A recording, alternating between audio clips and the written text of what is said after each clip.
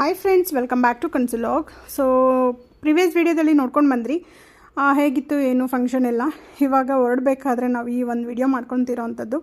So ಅವಳ ಜೊತೆ ಸ್ವಲ್ಪ ಹೊತ್ತು ಮಾತಾಡ್ಕೊಳ್ತಾ ಟೈಮ್ ಸ್ಪೆಂಡ್ ಮಾಡ್ತಾ ಮತ್ತು ನಮ್ಮನ್ನು ಕಳಿಸ್ಕೊಟ್ಲು. ಸೊ ನಮಗಂತೂ ಅಲ್ಲಿ ಹೋಗಿದ್ದು ತುಂಬಾ ಖುಷಿ ಅನ್ನಿಸ್ತು. ಬಟ್ ಬರಬೇಕಾದ್ರೆ ನಿಜ ಬೇಜಾರಾಯಿತು. ಸೊ ಅವಳಂತೂ ಫುಲ್ ಖುಷಿ ಪಟ್ಲು. ನಾವು ಹೇಳ್ಬಿಟ್ಟು ಅಲ್ಲಿಂದ ಆಟೋ ಹತ್ಕೊಂಡು ರೈಲ್ವೆ ಸ್ಟೇಷನ್ಗೆ ಹೋದ್ವಿ. ಅಲ್ಲಿಂದ ನಮ್ಮ ರೈಲ್ ಗದಗಿಂದನೇ ಇದ್ದಿದ್ದರಿಂದ ನಮಗೇನು ರಿಸ್ಕ್ ಅನ್ನಿಸ್ಲಿಲ್ಲ. ಸೊ ಅಲ್ಲಿಂದ ಒಂದು ಟ್ರೈನ್ ಮೂವ್ ಆಯಿತು. ಇದಾದಮೇಲೆ ನೆಕ್ಸ್ಟ್ ಟ್ರೈನ್ ನಮ್ಮದೇ ಆಗಿರೋದ್ರಿಂದ ಸೊ ನಾವು ವೆಯ್ಟ್ ಮಾಡ್ತಾ ನಿಂತಿದ್ವಿ. ಅದು ಬಂದಾದಮೇಲೆ ನಾವು ಅಲ್ಲಿಂದ ಹೊರಟ್ವಿ.